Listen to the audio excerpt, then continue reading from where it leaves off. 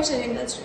So what do we see in automation industry? We see a lot of conveyors, right? Because conveyors are used for getting the materials inside, because materials are very huge, and conveyors are used for inspection tables, conveyors are used for packaging tables. A lot of conveyors will be used. So today we'll understand about how a conveyor module will work. So this is a static example of how a conveyor module will work. So we will demonstrate on this. For here we have a sensor and we have a box, and this is the whole conveyor, and this is the conveyor motor which makes the conveyor belt rotate. Imagine a person standing here and he has kept a box over here. So if there is no sensor, the box will just come on the conveyor and it will fall off. So it needs something for this motor to stop. So what we are going to use here, we have 3 inputs, that is start, stop and endpoint sensor. It is this sensor, we have this sensor, okay, and the conveyor motor is our output. What we are going to do when we are going to keep a box here, it is going to, then keeping a box is nothing but starting the conveyor.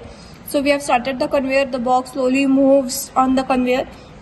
So once this endpoint sensor or the proximity sensor senses the box, the conveyor has to stop, or the conveyor motor has to stop, or with the help of stop also, if there is some mishappening or if there is some issues in the conveyor line and we want to stop it, so in that emergency cases also we can use a stop push button. Okay, so now we will do the wiring. So here I have used 3 inputs, 1, 2 and 3. So these 3 inputs will be start, stop and endpoint sensor. So this is going to be my sensor. So I am going to connect this wire to my start, the next wire to my stop, next wire to my stop, and my third wire, this sensor wire, to my endpoint sensor. Now I have to give 24 volts of DC supply to my static module. So I am going to take my 24 volts DC supply from here. I am going to connect the wires and I am going to give the supply for the static module, power for the static module. So I have given the power.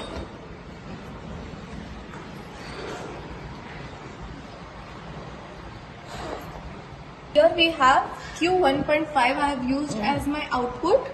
So I am going to give my output to my motor.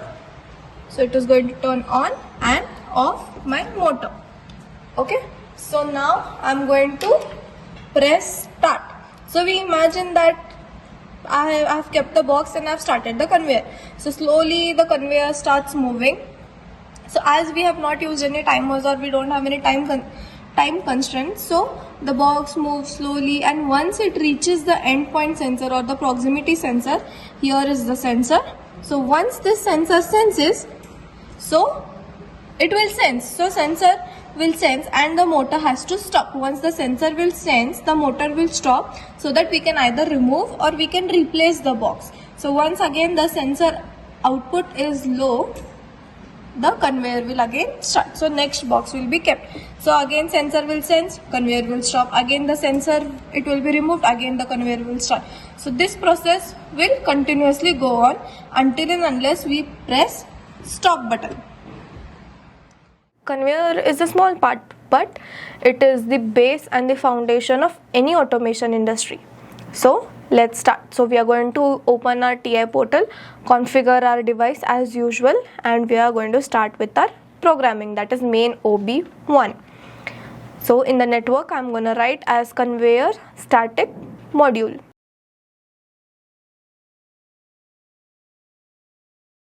So we are going to take our NO and NC contacts and our outputs, and we are going to do.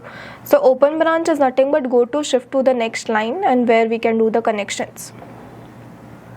We need to give input I and output Q. So I've already wrote down what is it in my PLC tag table. You can always define it. So I've used start and stop button. So start is my NO contact, stop is my NC contact, and I'm using memory. So this first network, what circuit I have done is nothing but latching circuit. Here it will latch the circuit. So once you press and release the start button, it will hold the network, or it will hold the flow that it is going. Next up, in the next network, we are going to use the same memory. Why we are using memory bit? Because we can call it multiple times. So we are going to compile seeing for 0 errors and 0 warnings. Next, we are going to download and say load.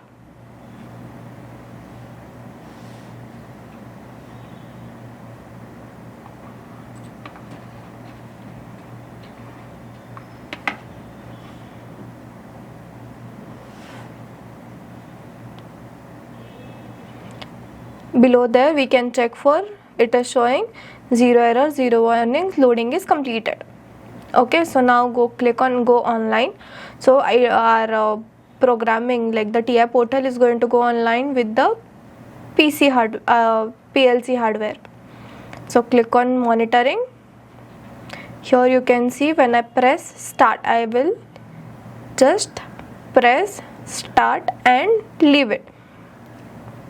So in this, what is going to happen? So whenever my start is pressed, the conveyor is going to start, and whenever it senses a sensor, the conveyor has to stop, the conveyor motor has to stop. The conveyor motor is going to start either with stop button, or it is going to stop with the conveyor. So you can check, when I press start, my conveyor motor is on. Whenever I press stop, it is going to completely stop the circuit, or whenever I'm going to click on sensor, it is going to start. So click on offline mode, and here with this we complete our conveyor static module.